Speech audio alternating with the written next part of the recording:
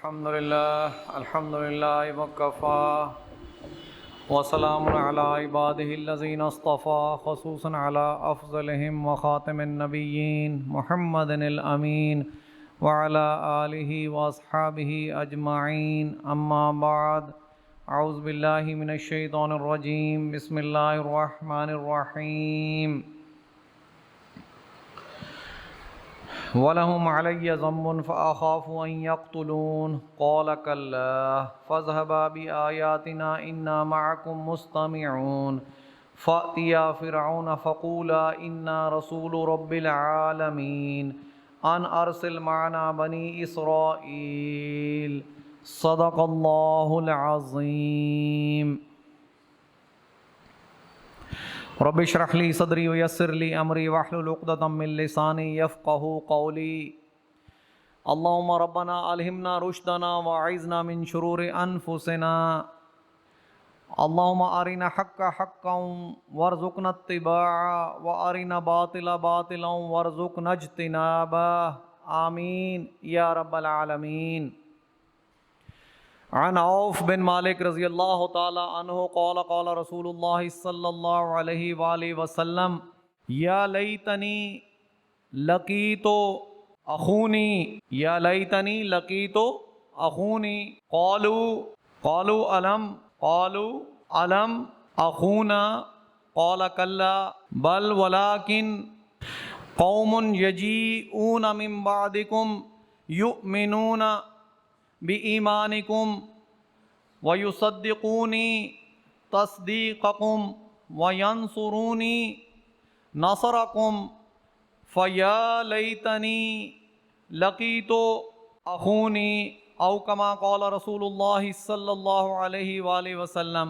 میرے محترم بزرگوں، دوستوں، بھائیوں، درس قرآن و درس حدیث کے ضمن میں سورۃ شعراء کی کچھ آیات تلاوت کی ہیں اور ایک حدیث پاک بیان کی ہے۔ اللہ تعالیٰ سے دعا ہے کہ اسے مجھے سمجھنے اور سمجھانے کی توفیق عطا فرمائے۔ حدیث پاک جو میں نے بیان کی ہے، حضرت عوف بن مالک رضی اللہ تعالیٰ عنہ فرماتے ہیں کہ قال قال رسول اللہ صلی اللہ علیہ وسلم، کہ فرمایا رسول اللہ صلی اللہ علیہ وسلم یا لیتنی لقیت اخونی، کہ کاش، یہ رسول اللہ فرما رہے ہیں کہ کاش میری ملاقات ہو جائے میرے بھائیوں سے، کاش میری ملاقات ہو جائے میرے بھائیوں سے، یہ رسول اللہ فرما رہے ہیں۔ تو صحابہ اس پہ پریشان ہوئے، قالو، تو انہوں نے کہا کہ کیا ہم آپ کے بھائی نہیں ہیں؟ تو رسول اللہ نے فرمایا قالا بلا، ہاں کیوں نہیں، تم میرے بھائی بھی ہو، وَلَٰكِن قَوْمٌ يَجِئُونَ مِن بَعْدِكُمْ، لیکن ایک ایسی قوم تمہارے بعد بھی آئے گی، يُؤْمِنُونَ بِإِيمَانِكُمْ، وہ میرے اوپر ایمان ایسے رکھے گی جیسے تم رکھتے ہو۔ میرے بھائیو، بہت غور طلب حدیث ہے، اور ربیع الاول کا مہینہ چل رہا ہے، ولادت رسول پاک ہے۔ آج حدیث بھی اسی طرح کی میں نے آپ کے لیے سلیکٹ کی ہے کہ وہ ایک تمہارے بعد ایک ایسی قوم آئے گی جو میرے اوپر ایمان رکھے گی، یؤمنون بی ایمانکم، جیسے تم ایمان رکھتے ہو، ویصدقونی تصدیقکم، اور وہ میری تصدیق ایسے کرے گی جیسے تم میری تصدیق کرتے ہو، وینصرونی نصرکم، اور وہ میری مدد ایسے کرے گی جیسے تم کرتے ہو۔ فیا لیتنی، تو حضور صلی اللہ علیہ وسلم نے پھر فرمایا تو کاش، لقیت اخونی، کاش میری ملاقات ہو جائے ایسے لوگوں سے، کاش میری ملاقات ہو جائے میرے ایسے بھائیوں سے۔ میرے بھائیوں، یہ درجہ بتایا ہے رسول اللہ نے، اور کس کے بارے بتایا ہے؟ آپ اور ہم کے بارے میں۔ مطلب صحابہ کرام بھی حیران تھے اس بات پہ کہ اے محمد رسول اللہ صلی اللہ علیہ وسلم، ہم آپ کے بھائی نہیں؟ اصل مددگار تو صحابہ کرام تھے، جنہوں نے قربانیاں دی، جنہوں نے اپنے گھر بار چھوڑے، ہجرت کی، خون بہایا، جانیں دی، شہادت اختیار کی، سادہ زندگی بسر کی، محمد الرسول اللہ کے لائے ہوئے دین کو قائم کر کے دکھایا۔ جب کیسر و کسریٰ کہتے تھے کہ تم لوگ تو وہ تھے جو کہ لوٹ مار کرتے تھے، صبح کے وقت شب خون مارتے تھے، تمہیں کیا ہو گیا؟ تو صحابہ کرام کیا فرماتے تھے کہ پہلے ہم آتے تھے، پہلے ہم، غور کرنا فکرے پہ، ایک ایک فکرہ اہم ہوتا ہے، غور کرنے کے قابل ہوتا ہے۔ تو جب ان سلطنت والوں نے کہا، کیسر و کسریٰ کی بڑی سلطنتیں جن پر صحابہ کرام نے حملہ کیا، کس لیے؟ کہ اسلام قائم ہو جائے، بلکہ دین اسلام قائم ہو جائے، پورے کے پورا اسلام آ جائے، پوری دنیا میں پھیل جائے۔ تو وہ لوگ بڑے حیران ہوتے تھے کہ یہ تو شب خون مارنے والے لوگ تھے، قبیلے تھے جو لوٹ مار کیا کرتے تھے۔ انہوں نے حیران ہو کے پوچھا، تم تو لوٹ مار کرتے تھے، تمہیں کیا ہو گیا؟ تو صحابہ کرام نے کیا فرمایا کہ پہلے ہم آتے تھے، اب ہم بھیجے گئے ہیں۔ اس ایک فکرے میں پورا راز پوشیدہ ہے دین اسلام کا، کہ پہلے ہم آتے تھے، شب خون مارتے تھے، لوٹ مار کرتے تھے، کس لیے؟ اپنے لیے، اپنے مال و اسباب کے لیے، اپنی دنیا کی آسائشوں کے لیے، اپنے بیوی بچوں کے لیے، اپنے گھر بار کے لیے۔ لیکن جب محمد الرسول اللہ آ گئے تو پھر صحابہ کی وہ ٹریننگ ہوئی، صحابہ کی وہ تربیت ہوئی کہ پھر وہ بدل گئے، پھر پہلے آتے تھے اب بھیجے گئے ہیں۔ بھئی کس لیے بھیجے گئے ہو؟ کہ تمہاری سلطنتوں میں دین اسلام کو قائم کر دیں۔ آج ہم سب کچھ چھوڑ چکے، آج بھی اگر ہم اسی طرح ایمان لانے والے بن جائیں جیسے صحابہ کا ایمان تھا، حضور صلی اللہ علیہ وسلم کی پیشین گوئی ہے کہ تمہارے بعد ایسے لوگ ضرور آئیں گے جو میرے اوپر ایمان ایسے رکھیں گے جیسے تم رکھتے ہو۔ فرق کیا ہوگا؟ صحابہ کرام نے محمد رسول اللہ کو اپنے سامنے دیکھا اور آپ ہم نے بغیر دیکھے ایمان لائے۔ آج حضور کی محبت ہمارے دل میں ایسی ہے جیسی صحابہ کرام کی محبت تھی۔ تو اس محبت کا تقاضا کیا ہے؟ آج جشن عید میلاد النبی تو ذوق و شوق سے مناتے ہیں، ریلیاں بھی نکالتے ہیں، تقاریر بھی کرتے ہیں، نعتیں بھی پڑھتے ہیں، مگر کیا محمد رسول اللہ کے لائے ہوئے دین کو قائم کرنے کی کوشش بھی کرتے ہیں؟ کمی کس بات کی ہے؟ محمد مصطفیٰ کی محبت تو آج بھی ویسے ہی موجود ہے، کٹ مرنے کو تیار ہیں، آج جان دینے کو تیار ہیں، محمد رسول اللہ کی طرف کسی کی انگلی اٹھی برداشت نہیں کرتے، مگر زندگی عمل سے خالی ہے۔ کیا ان کے لائے ہوئے دین کو آج ہم قائم کر رہے ہیں؟ کیا محمد رسول اللہ کی سنت پوری کی پوری جیسے وہ لائے تھے، جس پہ صحابہ نے اتباع کی تھی، کیا ہم اس کی اتباع ویسے کر رہے ہیں؟ کیا عمر فاروق رضی اللہ تعالی عنہ کی طرح چٹائی پر مسجد نبوی کی چٹائی پر بیٹھ کر 23 لاکھ مربع میل کا حاکم فیصلے کیا کرتا تھا پوری دنیا کے،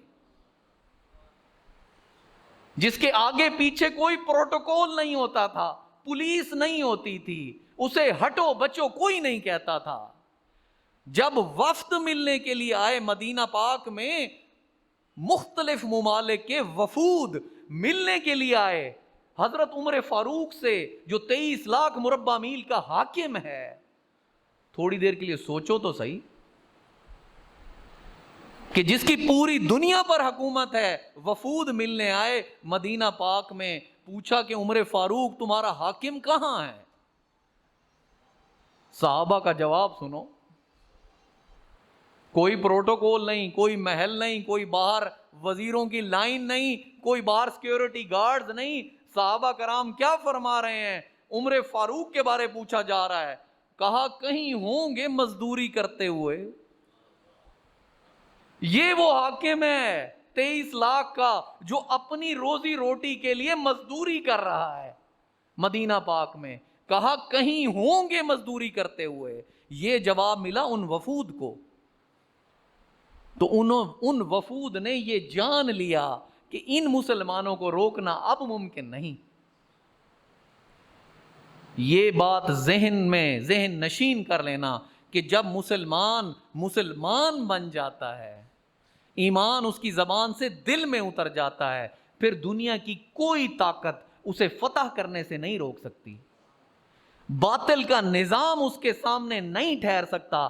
آج مسلمان تعداد میں تو زیادہ ہیں مگر رسوائی میں بھی اتنے ہی زیادہ ہیں. وہ اس لیے کہ ہمارے دلوں سے ایمان نکل گیا. آج ہمارا ایمان ویسا ہے ہی نہیں جیسا صحابہ کا تھا. حضور صلی اللہ علیہ وسلم نے جنہیں بھائی کہا، ہم ان بھائیوں کی لسٹ میں آج نہیں ہیں. آج زبان تک تو نعتیں پڑھتے ہیں، ریلیاں بھی نکالتے ہیں، جشن عید میلاد النبی بھی مناتے ہیں، لیکن محمد رسول اللہ کے لائے ہوئے دین کو قائم کرنے کی کوشش نہیں کرتے. وہ قائم کب ہوگا؟ جب اس قرآن پاک کو، جو اصل معجزہ محمد رسول اللہ کا کیا ہے؟ یہ قرآن پاک ہے. حضور کہتے تھے مجھے سب سے بڑا معجزہ ملا، وہ قرآن پاک ہے.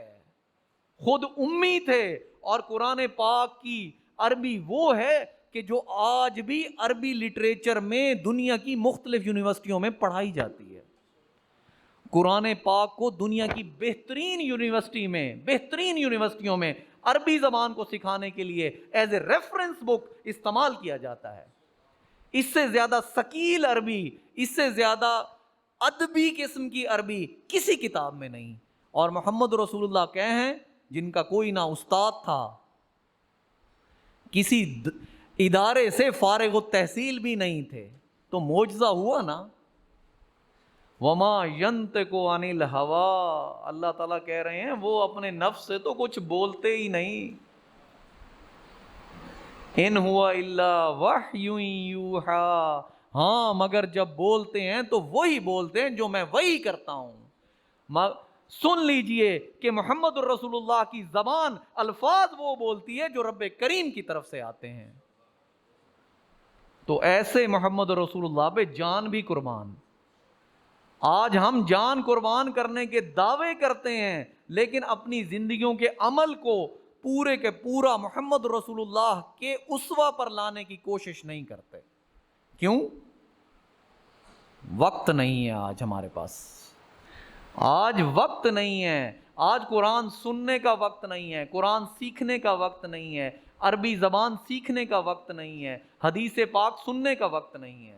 آج ہمارا سارا وقت ہماری معاش میں لگا ہوا ہے. اگر معاش سے بچ جائے وقت تو لغویات میں لگ جاتا ہے وقت، اور لغویات سے بھی بچ جائے وقت تو پھر ہم کہتے ہیں بیوی بچوں کے لیے وہ وقت ضروری ہے. آج وقت نہیں ہے تو قرآن پاک کے لیے نہیں ہے. تو پھر ہم اس لسٹ میں تو نہ آئے جس کے بارے حضور نے حسرت کی کہ اے حسرت، کاش میری ملاقات میرے ان بھائیوں سے ہو جائے جو تمہارے بعد میں آئیں گے. وہ ایمان رکھیں گے میرے اوپر ایسے جیسے تم ایمان رکھتے ہو، وہ میری تصدیق ایسے کریں گے جیسے تم کرتے ہو، تو پھر ہمیں، اور وہ میری مدد ایسے کریں گے جیسے تم کرتے ہو. آج خدا نہ خواستہ محمد رسول اللہ کے نام پہ، ناموس پہ کوئی حرف بھی آ جائے تو ہمیں کفن باندھ لینا چاہیے. ہمیں جسم پر کفن باندھ لینا چاہیے. پھر تو سمجھو کہ ہم محمد رسول اللہ کے عاشق ہیں، ورنہ نہیں. ٹیسٹ بہت مشکل ہے، امتحان بہت مشکل ہے، عمل کر کے دکھانا پڑے گا. خالی زبان سے بولنے سے گزارا نہیں چلے گا، خالی زبان سے بولنے سے گزارا نہیں چلے گا. تو کاش اللہ تعالیٰ حضور صلی اللہ علیہ وسلم کے ان بھائیوں میں ہمیں بھی شامل کر دے جو ایمان ویسے رکھیں جیسے صحابہ نے رکھا، جو تصدیق ویسے کریں جیسے صحابہ نے کی، اور جو مددگار ویسے بنے جیسے صحابہ مددگار بنے تھے. اللہ تعالیٰ آپ مجھے ان میں شامل فرمائے.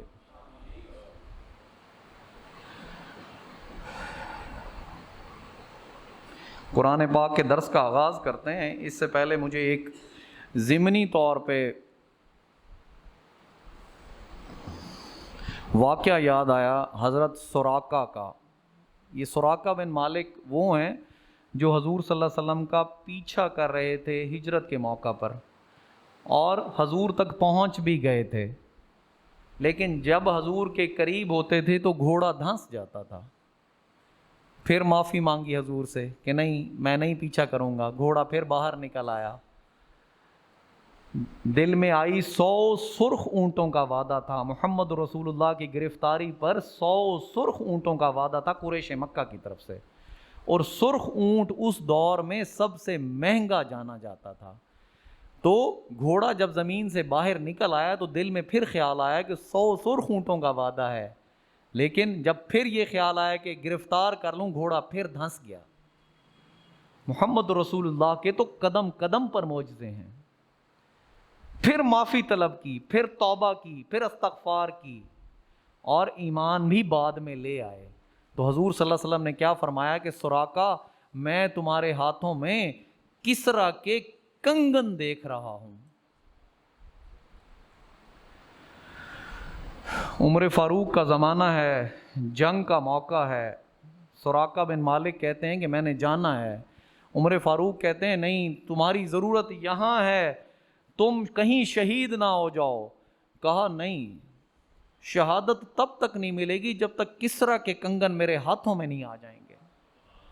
کیوں؟ محمد رسول اللہ نے جو کہہ دیا تھا۔ یقین کا عالم یہ تھا کہ ایران کی وہ بڑی سلطنت جو پوری دنیا پر حکمران تھی، اس کے کنگن سراقہ بن مالک اپنے ہاتھوں میں دیکھ رہے تھے، صرف اس بنیاد پر کہ محمد رسول اللہ نے کہہ دیا تھا، اور وہ بات پھر پوری بھی ہوئی۔ یہ ہے یقین کا عالم۔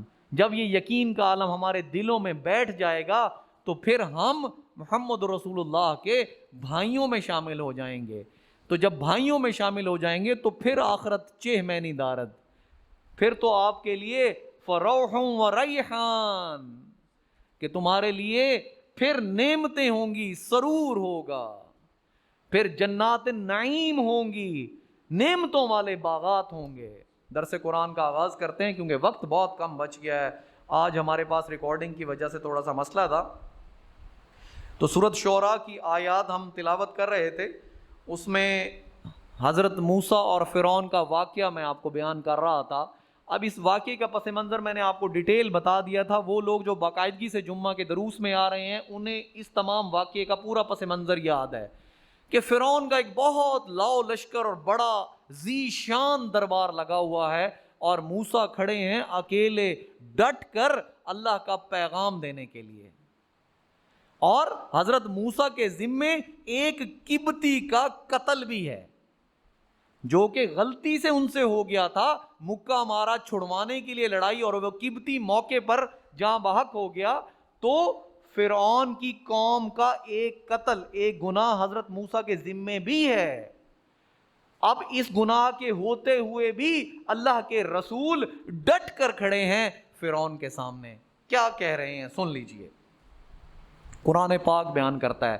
میرے بھائیوں، یہ واقعات قرآن اس لیے بیان کرتا ہے تاکہ ہم اس سے نصیحت اخذ کریں۔ تو اللہ پاک کیا بیان فرما رہے ہیں؟ اب حضرت موسیٰ کہتے ہیں رب کریم سے، وَلَهُمْ عَلَيَّ ذَنْبٌ، اور میرے ذمے ان کی ایک خطا ہے، ان کا ایک گناہ ہے، فَأَخَافُ، اور مجھے ڈر ہے، أَن يَقْتُلُونَ، کہ وہ مجھے قتل کر دیں گے۔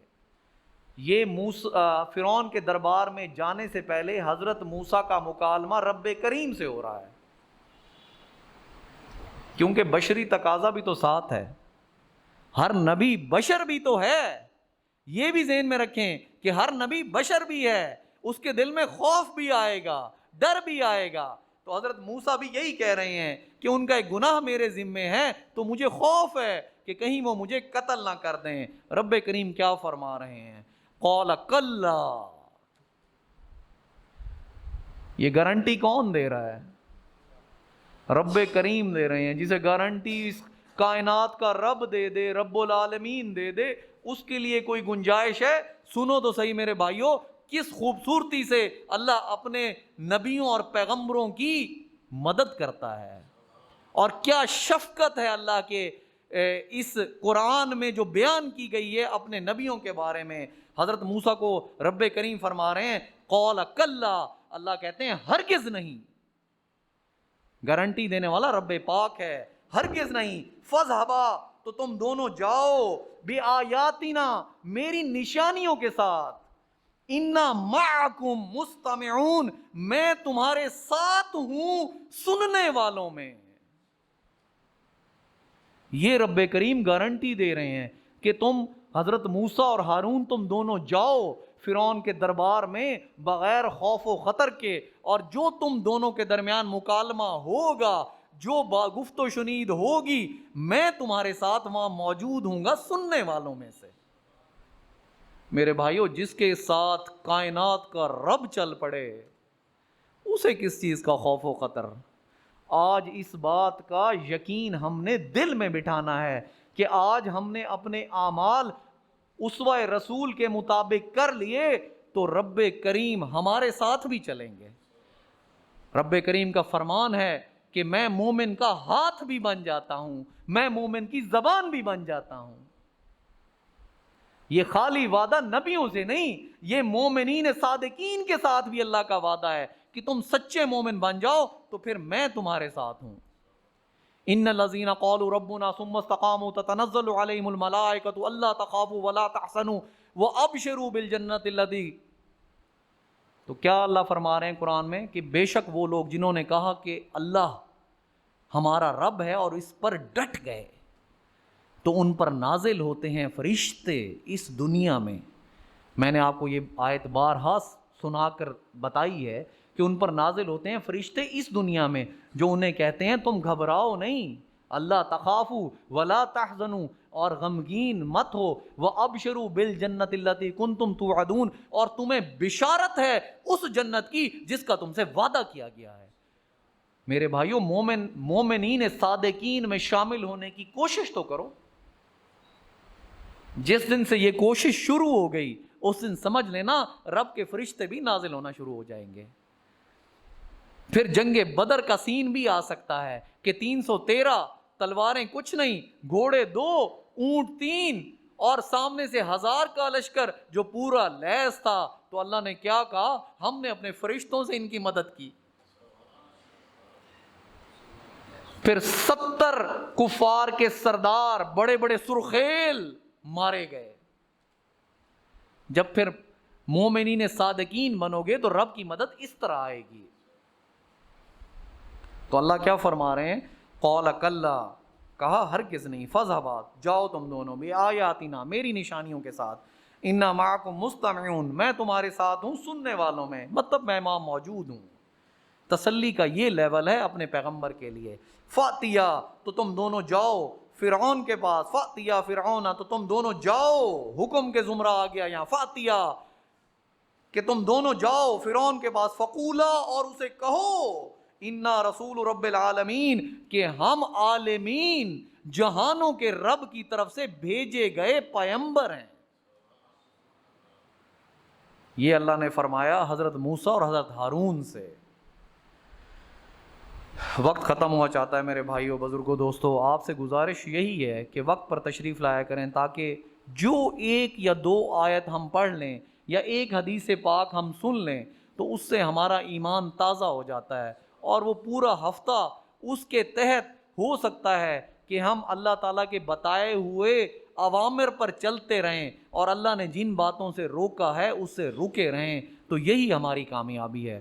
وآخر دعوانا ان الحمد للہ رب العالمین۔